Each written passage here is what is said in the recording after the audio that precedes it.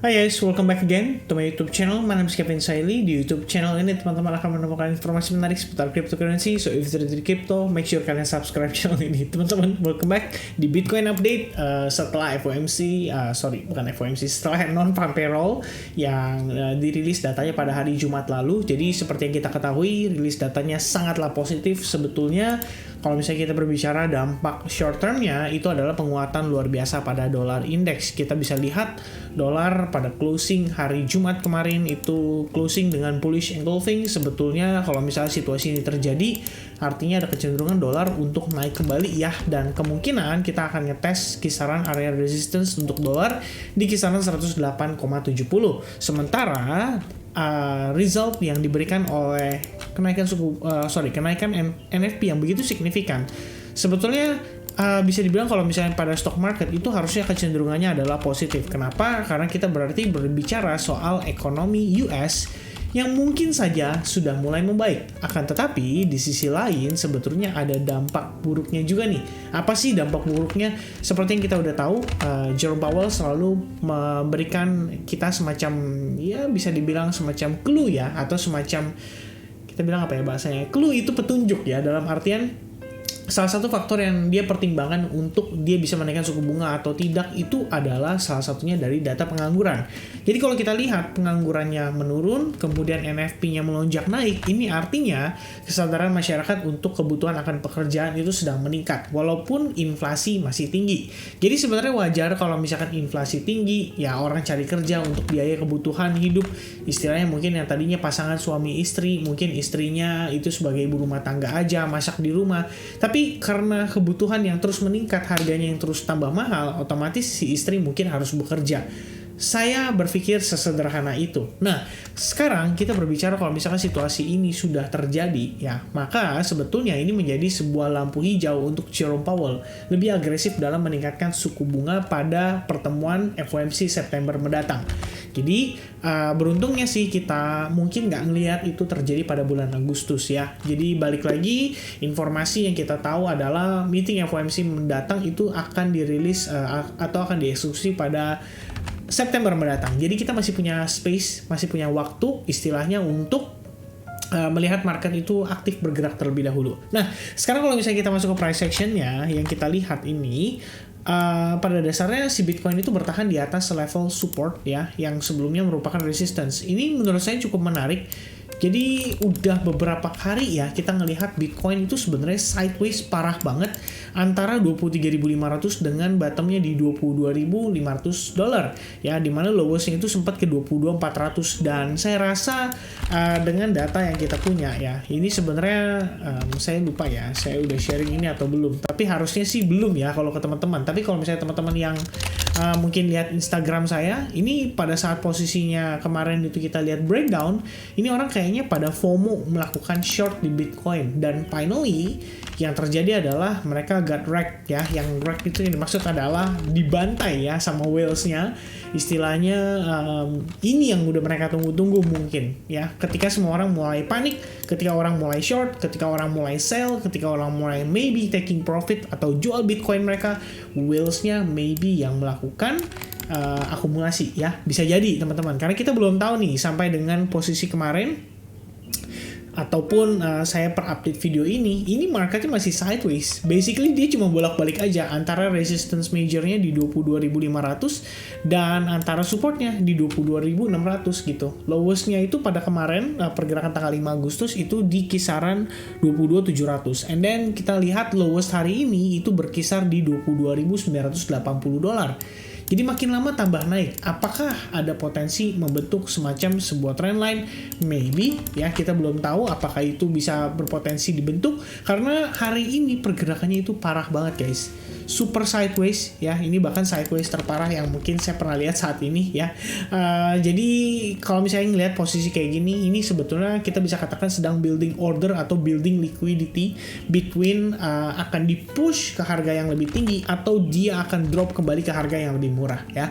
Jadi ini perlu diperhatikan dan tentu saja ini menjadi concern kita karena ya saat ini kita no clue ibaratnya gitu ya. Nah kalau misalnya sebenarnya berdasarkan time frame daily, yang saya lihat adalah kita kembali tertahan ya di kisaran Fibo 38,2% dan itu di $23.200. Walaupun secara close candle kemarin di hari Jumat kita lihat close candlenya itu sangat positif, bahkan membentuk semacam bullish engulfing, dan ini artinya juga sekaligus reaksi pada Fibonacci 0,5% ya, which is dari swing low to swing high di sini, dan juga terhadap si exponential moving average 21 dan 34 yang sudah terjadi bull cross. Jadi soon or later saya rasa ini sebenarnya kita akan semakin tersqueeze, semakin menyempit range-nya, dan eventually pada akhirnya Bitcoin harus memilih between dia breakout or dia breakdown ya. Kalau misalkan dia breakdown, maybe kita akan ngetes ke kisaran area support di $21.500, atau jika dia breakout atau cenderung malah menguat, kita ada potensi akan ngetes terdekatnya itu ke $25.000 dulu berdasarkan Fibonacci 50% dari swing high to swing low, pergerakan penurunan di 31 Mei sampai dengan 18 Juni 2022 yang lalu. Nah, kalau misalnya lihat dari segi time frame daily, kita juga punya satu obstacle lagi, yaitu si exponential moving average 55. Jadi di atas itu confluent resistance, di bawah itu confluent support ya. Ini yang sebenarnya kompleks ya. Kita jadi kelihatan itu seperti tertahan gitu antara pergerakan range saat ini ya, antara dia naik atau dia turun ya kita nggak tahu pasti, apalagi posisinya sideways, dan sidewaysnya itu di akhir pekan biasanya kecenderungan pergerakan dengan low volatile, low volume, dan aktivitas para financial institutions, hedge fund atau big money atau big fund itu cenderung sedikit. Nah, sebenarnya kalau misalnya kita lihat ya, ini saya analisis based on time frame hourly-nya terlebih dahulu. Ya, biar teman-teman punya gambaran. Yang saya perhatikan saat ini adalah basically waktu kemarin dia turun ini adalah fake out ya. 22.600 itu support, tidak berhasil di break ya. Kita sempat lihat posisi market itu sempat breach dari area supportnya ya di sini.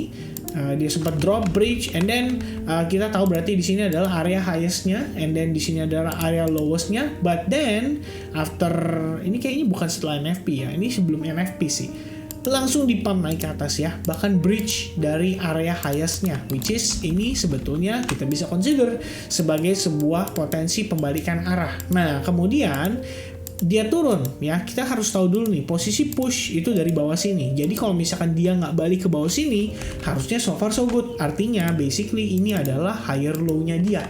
Dan setelah itu kita lihat nih ada sebuah support lagi yang terbentuk di kisaran range price ini ya, berhasil di breakdown oleh orang yang ada di sini. Jadi dia nge-push boom ke bawah, but then marketnya rebound kembali setelah FOMC beberapa hari yang lalu ya, bukan beberapa hari lalu sih, ini sebenarnya setelah FOMC hari Jumat. Jadi setelah hari Jumat itu datanya rilis positif, mungkin Bitcoin bereaksi atas penguatan terhadap dolar, kemudian dia rebound lagi menjelang closing sesi New York, dan terakhir kita bertahan di range price kisaran 23.300 sampai dengan 23.000 kecil ya, atau $22.980 ya.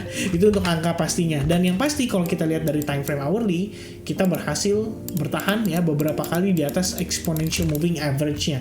Kita tinggal melihat apakah ya sebenarnya sih harusnya sih kalau udah dia bertahan di sini, ini harusnya kita udah posisinya udah lagi create base ya. Basically kita udah lagi create potensi higher low-nya dia untuk next movement-nya. Jadi yang kita perlukan adalah melihat Bitcoin berhasil breakout aja dari area resistance-nya, dan resistance-nya itu di kisaran $23.300 ya.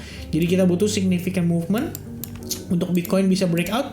Kalau misalkan bisa breakout, Bitcoin berhasil dan sukses breakout, berarti ada beberapa skenario yang personally saya sedang perhatikan seperti File, kemudian ada Atom, ada Solana, ada OP juga ya, ini OP coin ya. Kemudian ada Theta, ada NIR, ada Link, ada WUU atau WU ya. Di sini WU sebenarnya kita udah update dari beberapa hari lalu.